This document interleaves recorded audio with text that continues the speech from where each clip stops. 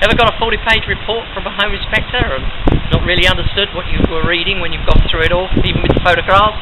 Well, what about a video record? Yellow Hat does a video record.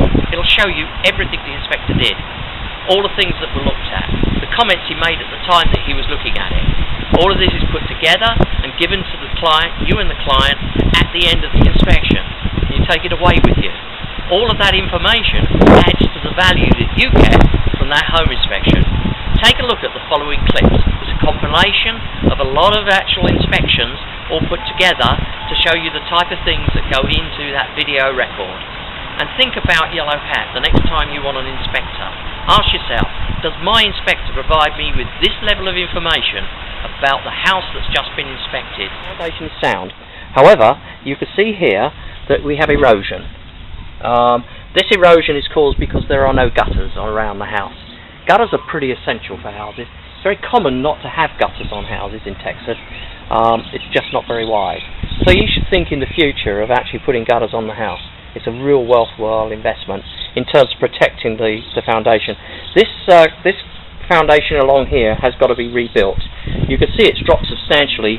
There's the head. That was where the ground was level. If not, it was a little bit below the ground. Okay. As we come along here, we can see we've got quite a lot of erosion here, and the foundation, which once was below the grade, this was below the grade, that's actually showing now.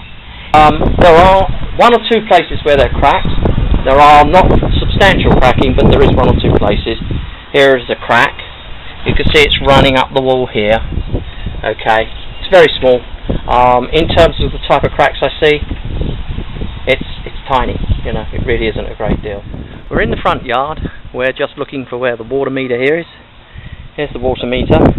In here, under the flat, the water meter is located, and also there's a shut-off valve. The shut-off valve is here. That's the shut-off valve to the house. You see the water meter at the moment is spinning. Let me just clean this off. Can you see that little wheel turning? Well, at the present moment, the house is being cleaned and water is being run. If you suspect you have a water leak, at some point in the future, turn every tap off, even turn off the fridge. Everything. Make sure everything's turned off, and then come and look at that meter. If that's not turning, then you haven't got a water leak. It's a very effective way of finding out if the water's leaking in your property. I'm going to come back to this water meter later to check for a leak once the cleaning's done. I've now been into the property and I've turned all the water off. And so if you look now right down at this center boss, you can see that black and silver disc. That's not turning. So that indicates we don't have a water leak under the slab. Well, that's good to know, isn't it? So there you go, a tip for the future. If you think you've got a water leak, come out and have a look at this. Have a look at this meter, and if everything's turned off and it's turning, then you probably have a water leak. Just going to check the gas lines on the water heater. That's fine. No leak there. And this water heater's not been installed to code. There's a missing drain pan in the water heater, and in addition to that, the temperature pressure relief valve has been painted. It may not have done it any harm, but it's not a good thing to paint those. They're intended to keep you safe, and once a year they should be flipped like this. I've got that little see this here? You flip it, and it's not flipping properly, so that's in need of repair. If that doesn't flip properly, it means it won't operate as a safety device.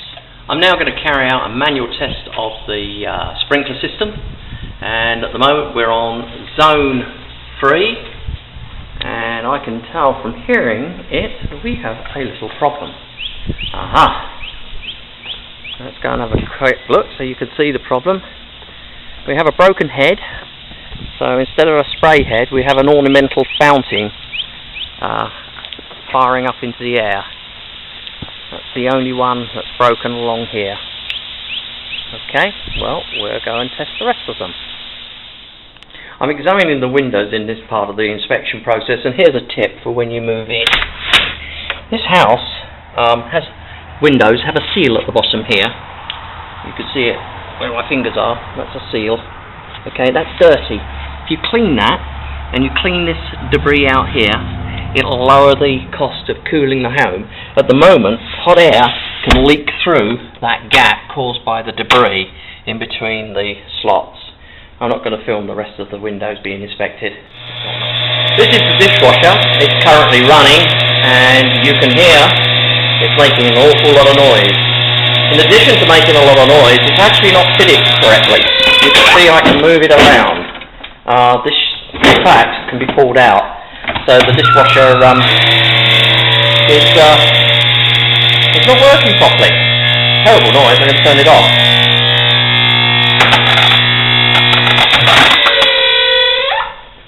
At the front door, the weather sealing has been torn up and is in need of repair. All the way around the door's okay. It's just that section at the bottom there. My level meter was zeroed here on the landing, and I took a couple of measurements. Look at this level now. You can see that it's showing 0.9, and it was zeroed down the bottom, so it's risen by about an inch. If I move to the back of the room and we look at it, again it's risen to approximately 1 inch. Now this instrument is only accurate plus or minus a quarter of an inch, so it could be 3/4 of an inch or it could be 1 1/4 inches.